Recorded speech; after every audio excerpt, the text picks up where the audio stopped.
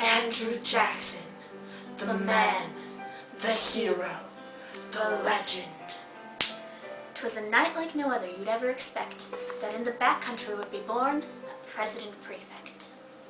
Poor Andrew Jackson, raised in a cabin of logs, slept on the ground, just like the dogs. School greatly beyond walking distance, but his intelligence thriving through sheer persistence. Papa was gone, everyone else soon too.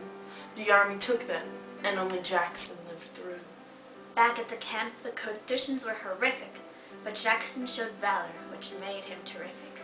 He stood his ground and got slashed in the face. Then Mama came as an angel, a saving grace. Too bad smallpox took the firstborn son. Then on the way home, died the other one. Mother made it home, but was awfully tired. She couldn't go on. Her life expired. So to the neighbors he fled, nearly shitting his pants, sprinting and running as if in a trance. Then one day, out of the blue, his inheritance came from an uncle he never knew. Drinking and gambling all through the night, till not a penny or nickel was left in his sight. The booze, the women, and the cockfights led him to many sleepless nights. So to Nashville he fled, where all the bad boys go. He saw a pretty girl, and his heart let him know that she was the one who was meant to be. Too bad she was already bound for eternity. Miss Rachel Robards had a husband who beat her. She told Jackson, who almost couldn't believe her. So he pulled out his sword and sat down to wait for that cowardly fellow to come through the gate. "Out, sir," Jackson said when he finally arrived. Drawing his sword, "You will not survive." And the threat to his ears sent Robards scampering away, but left Rachel a bigamist to this very day.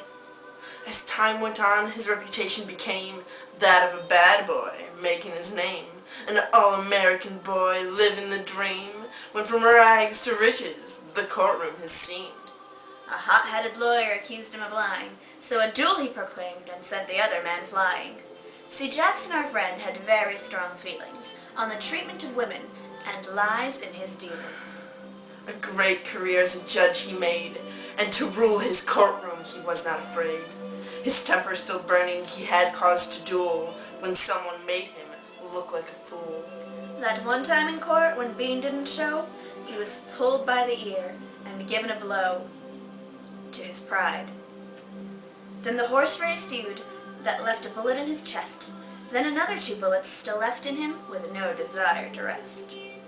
Through 2 mattresses he bled, then to command in the War of 1812 he fled. Capturing New Orleans, becoming a hero of war, inspiring the people like no one before. However, the death of dear Rachel set Jackson a bit back. He managed to keep his presidential campaign on track. Upon his election, a grand party he threw, and befriended the townspeople who supported him through and through. They threw parties to show pride in their political ventures, until they were old and crippled and ached with dentures. The papers were filled with wondrous news of suffrage and Jackson's great reviews. He was an interesting man who confided in friends. His kitchen cabinet helped make the nation's amends. Peggy Eaton, a lady so dear, was having shit-talked behind her rear. So Jackson stepped forth and defended her honor, and any man who disagreed was definitely a goner. John Calhoun learned his lesson too.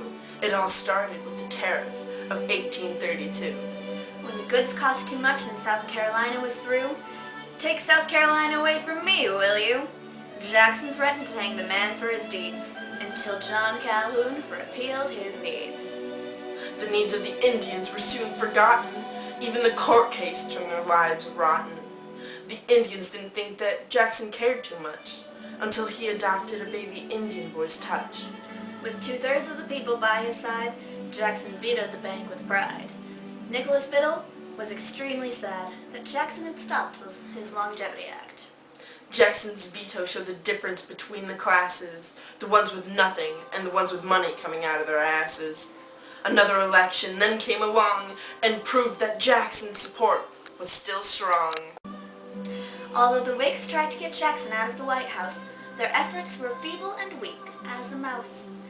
The only thing that brought Jackson down was the Panic of 1837, which sent worries around the towns.